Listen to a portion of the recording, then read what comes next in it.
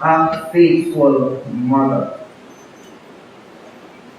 There are two things I want to highlight from two passages that are similar. No doubt there are faithful mothers here. And if you are, then these two qualities you should possess and demonstrate. If you aren't so much of a faithful mother, then you can become a faithful mother by possessing these two attributes. I'll just say where I'm going so that you can see being fleshed out in these two passages. A faithful mother must have faith, and then if you have faith, then you must exercise that faith. A faithful mother must have faith, first of all, and then second of all, you must exercise that faith. Because there are some women, some mothers who have faith, but they don't always exercise that kind of faith. And there's a distinction, because yes, people have faith, but not everybody exercises it even to the extent and to the completion of faith in itself. So I want to look at two widows actually. I've never really compared it before until now. The comparison of the two widows and the two prophets, by the way. Two different widows, two different prophets. We speak of Elijah and we speak of Elisha. In fact, in past experiences, I sometimes mix up the story to even forget that it's two different stories. Sometimes we even think it's one. But it's two different stories, two different widows, two different prophets, Elijah and Elisha. And we want to look at these two stories to see the similarities too and the distinctions at the same time. So I'm going to invite you to turn to the first account, which is found in 1 Kings chapter 17, the widow of Zarephath. The widow of Zarephath. We're going to see where she had faith and where she exercised her faith. And some other things that may come out of it too, and the other passage. A faithful mother must have faith and must exercise faith.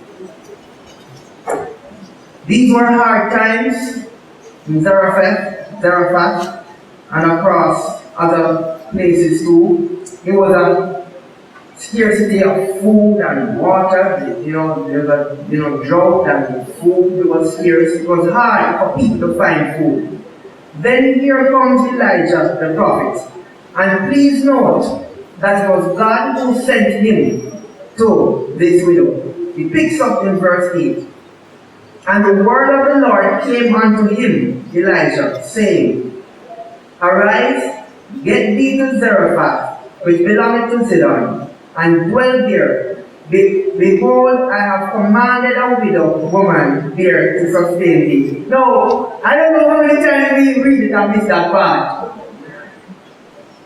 He said to him, I have commanded the widow to sustain thee. I have commanded the widow to provide for you. So it doesn't even matter what she said in the conversation that most of us are aware of. In her spirit, God already prepared her to provide for him. So we can already say that she had faith and also a faithful relationship with God, because for God to have to tell Elijah that, it means that she was somebody of faith who heard from God, because he said, I already told her, commanded her, there's a prepared heart that's going to take care of you. So he arose, verse 10, and went to Zarephath. And when he came to the gate of the city, behold, the widow woman was there, gathering of sticks. And he called to her and said, Fetch me, I pray thee, a little water in a vessel that I may drink. And as she was going to fetch it, he called to her and said, Bring me, I pray thee, a morsel of bread in thine hand.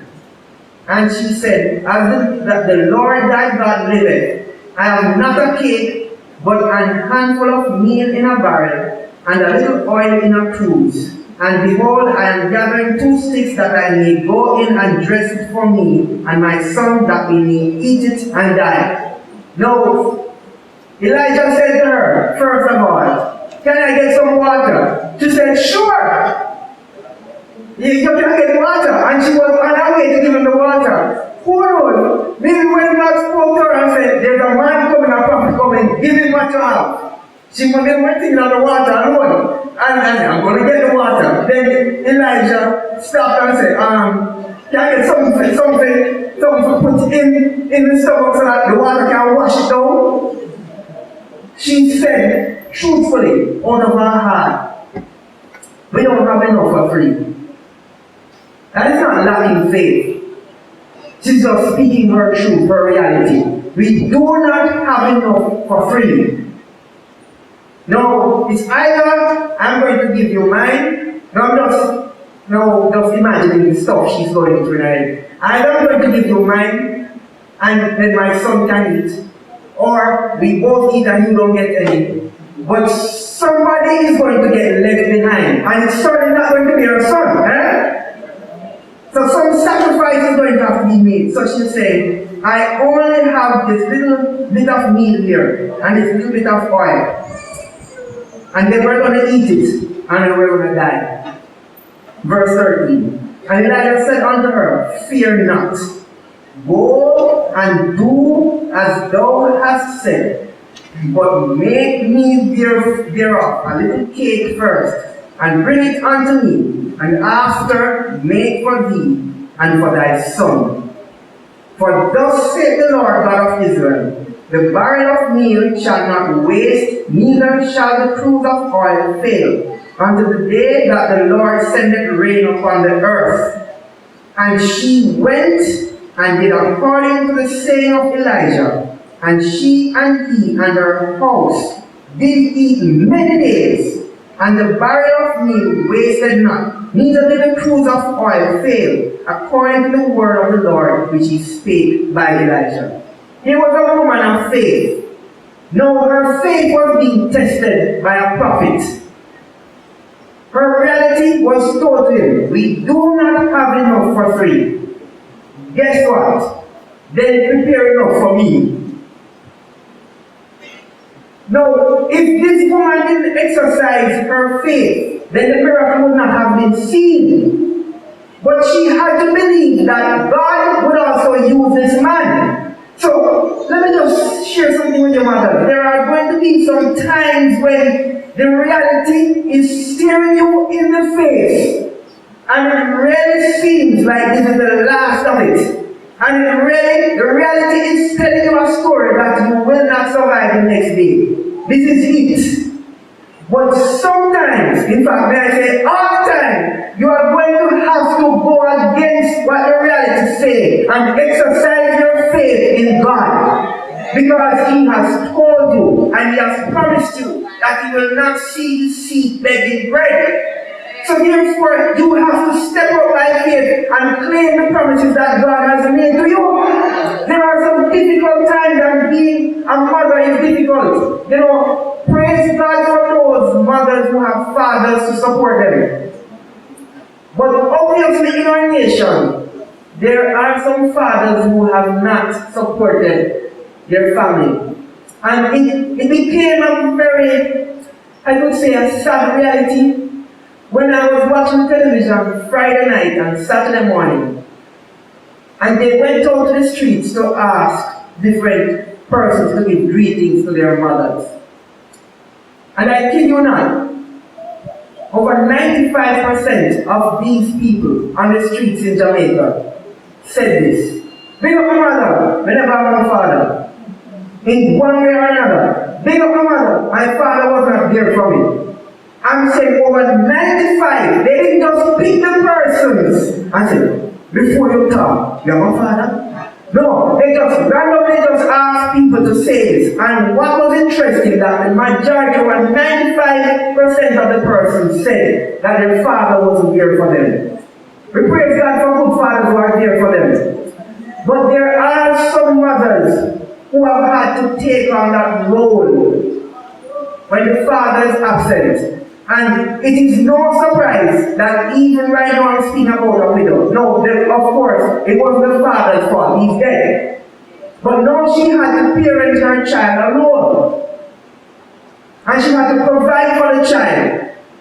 Mothers who have to provide for your child with the absence of the father, I want to encourage you to keep on trusting the Lord. Do your part. Work. Provide. But remember that God is the one that will give the increase when you exercise your faith. Please don't give up. Please don't jump ship. Because if you give up on your child and there is no man, there is no father figure there, who else does the child have? This lady was prepared to die young.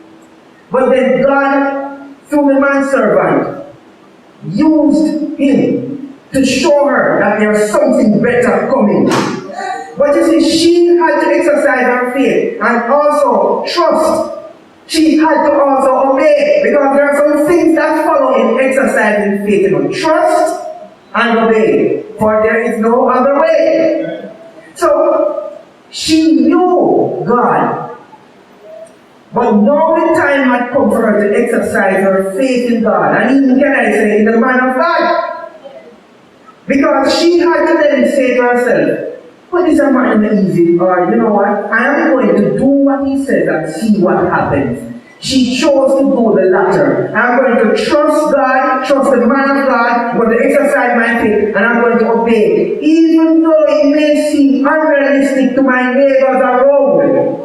I don't know if there's anybody peeping and watching and saying, "Man, come on, yard." You think about those dynamics, so remember, she's a widow. So, man, come on, yard. And if the neighbors are fast as some of the neighbors in Jamaica, they would have already known that she don't have much. And then a whole Jane I give the one food she have to man. This man was special. She find husband number 2. Although the man, her first husband was dead, so she would have been really alright, see? But she had to then exercise and step up by faith and say, alright, I am going to see what's going to happen here. So she obeyed, even though it might seem unrealistic to others, even though it might seem foolish, and to some, even sometimes selfish. Which man you know can come in your yard and tell you to give your child food, your food? Stranger at that. Why, no matter how many people say, don't pass a money. I'm sorry. We don't give so much people so much credit. You see, and I say people that somebody may give it to me because you know me. I'm saying this man is a stranger. I don't know how many you want to take up your last food and you decide to go and give this man and let your child die. It means that she knew that there's something that God was going to do. And mothers, you have to have that kind of confidence, that trust in God, that there's something more He's going to do. Your situation before you seems detrimental. Your situation before you seems dire. And you're saying to yourself, I don't know how I'm going to survive tomorrow, but I know the God who knows tomorrow. And so you have to step up by faith and exercise. Obey. Even when you don't know all the processes that will take place, obey. So this woman obeyed, and God provided, God stretched everything, and He promised that it will never go out or run out until the entire drought is over. So when the drought is over and things start to flow, she's good again. So the Lord provided for her and her child because she was obedient in helping somebody else. That's what a faithful mother is like. You see, what is interesting about this mother as well, this widow, is that she had at the forefront of her mind that she had a son to provide for. She had a child to provide for. It was not even about her. As I said, if push comes to shove, she would probably say, alright, man of God, you take some of my son, take some. It was about providing for for a child and to make sure that faithfulness is being demonstrated. So she had faith and she exercised faith. I want you to turn to the other passage. It's found in 2 Kings chapter 4. This is now a similar story, but different widow and different prophet. Elijah had been translated, and now Elisha was now the prophet on the scene. We come to 2 Kings chapter 4 and verse 1.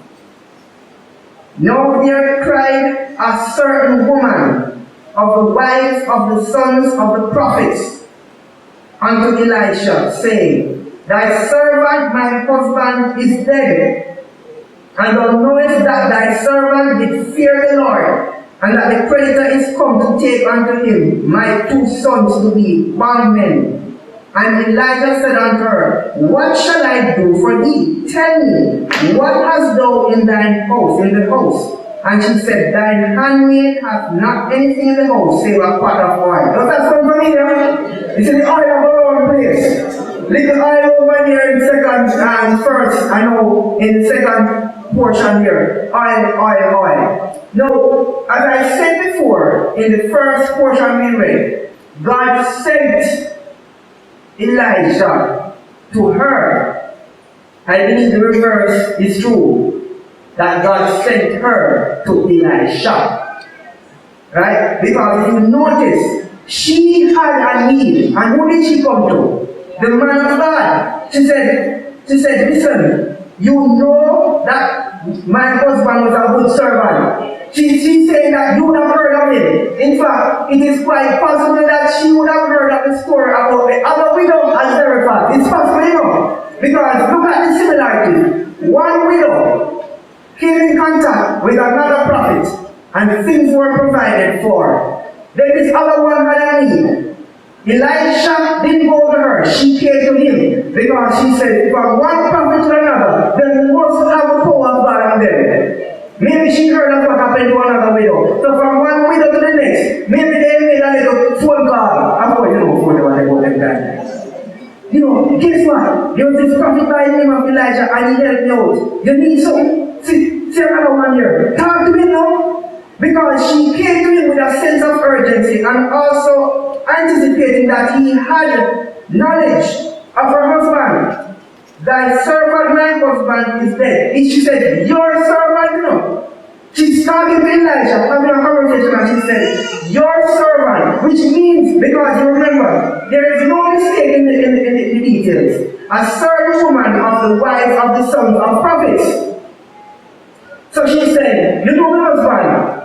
You know my husband. He's the one that, let's make up on him. You know Jacob?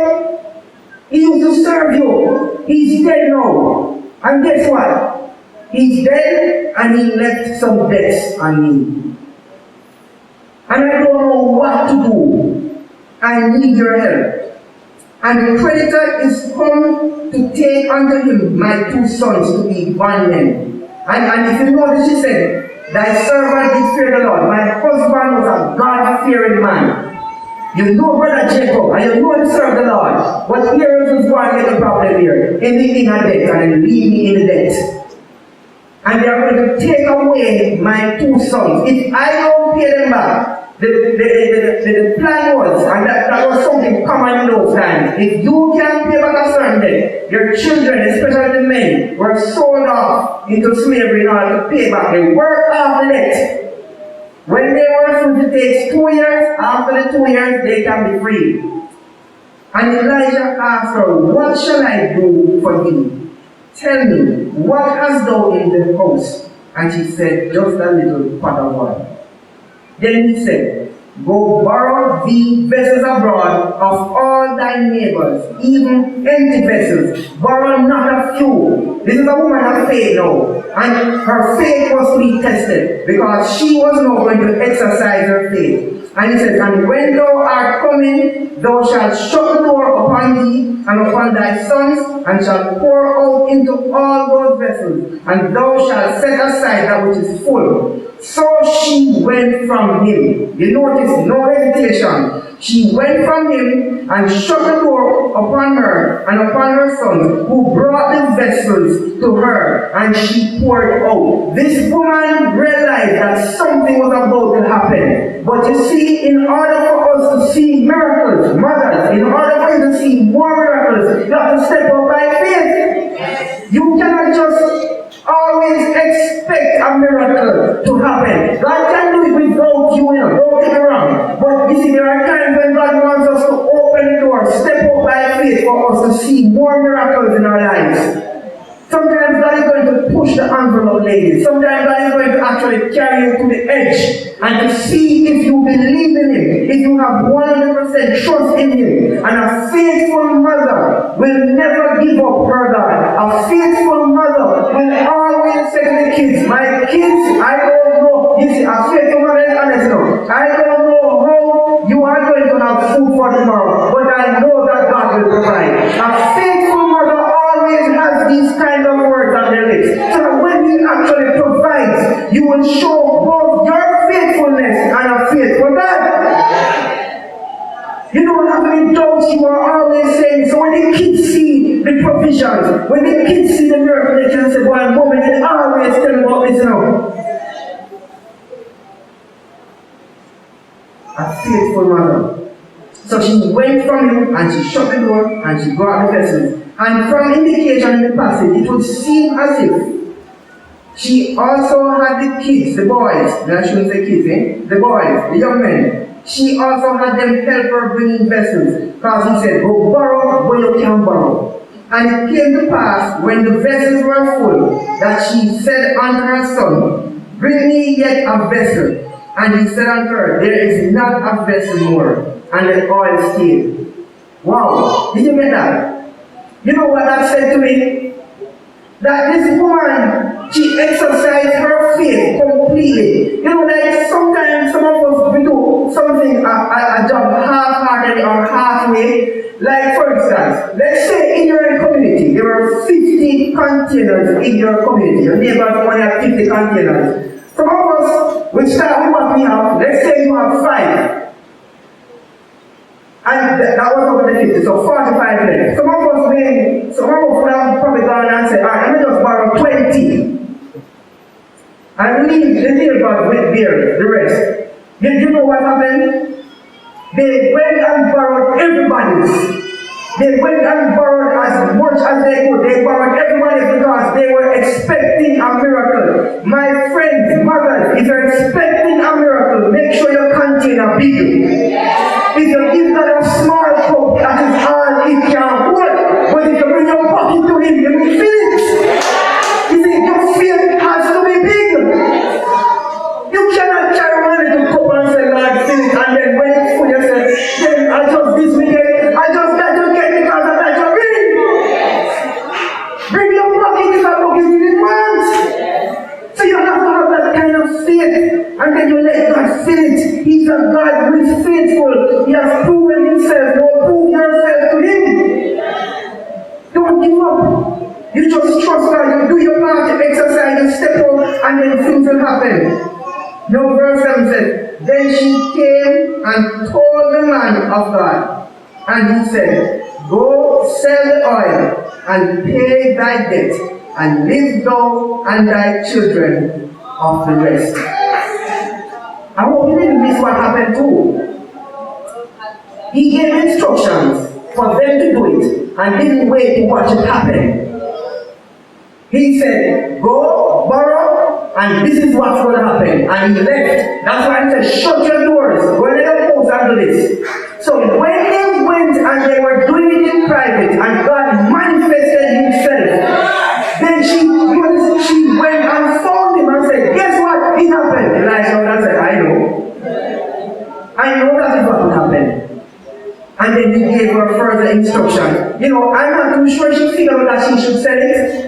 But just in case she didn't, Elijah said, listen, Go and sell the oil, pay the debt, and live off the rest. When God does something, He does it in abundance. It's not just pay the debt, but having something to live off. This is a great God that we have. So mothers, you need not worry about where the next bread is going to come from. When you have a God who is the bread of heaven, you have a God who can rain down bread from heaven. So therefore trust Him. Man it with your kids. Let them see the kind of faithful God you serve, and let them see the kind of faithful woman you are. He's a God who answers prayers. Let your kids hear you pray. So you be faithful to God. You be faithful to the house of God. You be faithful to serve God. And you be faithful to your family. When you are a faithful woman, everything around you, you are faithful to.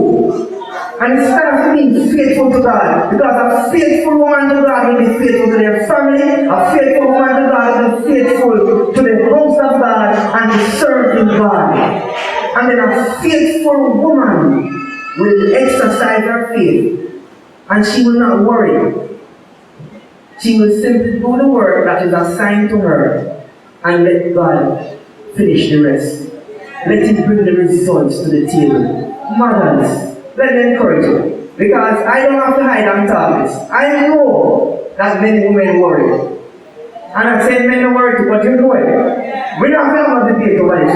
My survey is that women worry more than men. Nobody try to debate it. You have proven it.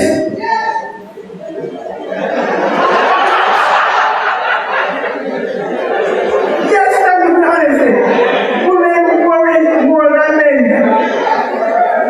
And no matter what you tell some mothers not to worry, I understand why some of you worry now. Let me put it this way, so that I can draw the balance. Some of you worry simply because there are legitimate need to be met. Fair enough? How are my kids going to eat tomorrow? That's a legitimate need.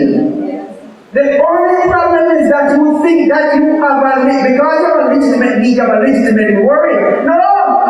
It's just be anxious for nothing. Don't worry. So because the need is legitimate, you don't want you to understand your worry is not legitimate. You need to take your cares to the Lord, your burdens to the Lord, and leave it there. Exercise your faith. You have been training your children to serve God. You have been training your children to trust God. You have been training your children to obey God. Start with yourself first. And then the children will model that. Be faithful to God. He has not given you reason to worry. As I said, He will take you to the edge and you're wondering. Use the word wonder instead of worry. Lord, what's coming up? But you know something is coming up. Lord, I don't know what you're going to do, but I do know you are going to do something. That's a faithful mother. That's a mother who actually shows and says that God is going to do something so that when it happens, you can say, yes, I told you God will have. This is the confidence that the men of God had told the prophets to say things. Because He knew this would happen. Look at these two widows. It is not a mistake that both of them didn't have a father figure in the house, that we could compare these two stories. It shows you that even without the help of a father in the house, you can still raise your children. You can still provide for them. And you can still anchor in God and show them your strength in God. Mothers, don't give up. Again, I want to strike a balance. We praise God for good fathers, and fathers, they will talk about that. But in our island, there are some mothers who are weathering a storm. They're soldiering it out on their own. Anytime you feel that you're on your own, and the father is either absent or dead, you must remember you're not on your own. If you have God, then you have a whole big daddy in your corner. You have everything in your corner. The man is not there, but the man of God is here. there. And so therefore, whatever God needs to do to send the help, He will send the help. But you just trust God. Ladies, step out by faith. Believe God. Stop the worrying. And trust God. Model it in your kids. Model it to your kids. Let them see that God is good and God is great. And watch the results. Be a faithful mother. Have faith, first of all. But then exercise your faith. Trust Him. Obey. You remember Mary, in conclusion? There are times when people would ask and debate or question how Jesus spoke to His biological mother, Mary. You remember in John 2, the wedding? And the wine was finished. And guess who came to Jesus? His own mother. She came to him because she expects that he will do something. She said, the wine is finished. And he said, woman, what do I have to do now? My time is not come. And you know what is interesting? I found Mary's response to Jesus' reply very interesting. She never said, what are you think you're talking? No matter that, what's the respect? We are God, woman, and when your time come. I like her response and her reply because it shows her submission at the same time, her faith that she placed in her son, of course, in God. You know what she said? Having heard what her son said, woman, my time has not come yet. What she said? She said to everybody, whatever He says, do it. Yes. Whatever He says, do it. She was obedient. She trusted her son with God. My friends, mothers, whatever God says, do it. Even if it doesn't make sense to you, do it. You be obedient to exercise your faith. I don't recall reading John 2 where Jesus sent a memo to her to tell her what He was going to do. But she knew He was going to do something. So she said, something big is going to happen. Oh, God is going to step in. So whatever He says, you do it. My friends, whatever God says to you, do it. That's a faithful mother. So strengthen your faith and then exercise it. Let us pray. Lord, pray for all mothers. There are many mothers who are burdened across Jamaica. Burdened with the load of being double parents. Lord, I pray that you will give them strength, sustenance. That they first of all will have that kind of faith that is anchored in you. That they will simply trust you. And then, God, they will demonstrate the kind of faith that they spoke of when they pray with their kids at night time and say how faithful you are. Then they need to then demonstrate that when the tough times come. Lord, I pray for mothers that they will remain faithful to you, faithful to your family, faithful to the house of God, and faithful to serving you. These are the kind of women you bless, so that these women do not need to worry. Lord, you have proven it over and over. You have repeated it. You have stated it in Scripture. You have shown your faithfulness in providing for your own. And no doubt there are living examples in this time period. What I'm saying, God, is that you have not given us reasons to doubt you. So I pray for the worried mothers, that they will come to the altar and cast their cares on you. That they will leave the burdens at the altar. That they will stop worrying. Lord, you know that there are some mothers who worry from morning till night because they have a legitimate need. Lord, I pray that they will turn their legitimate need over to a legitimate Lord. Help them to understand what it is they need to do and then get out of your way and watch you bring the increase. And if you give them instructions along the way, tell them to simply do it and get out of the way and watch you work. So Lord, I pray for every mother in this auditorium and every mother in Jamaica. Pray that those who are good and faithful mothers will continue to be good and faithful. Pray that those who need work, those who need to improve, will improve. And then there are some mothers who are bad mothers, wicked mothers. I pray that you will convert the hearts of wicked mothers. And so, Lord, that they will be good to their children. Lord, I pray that Jamaica will become a place where both parents will stand in the gap for their children, will fill the gaps of their children, will be there for their children. Lord, I pray in particular on a day like this that mothers of Jamaica will be faithful. In Jesus' name I pray. Amen. Praise God from whom all blessings flow. Praise Him, all creatures here below. Praise Him above, ye heavenly hosts. Praise Father, Son, and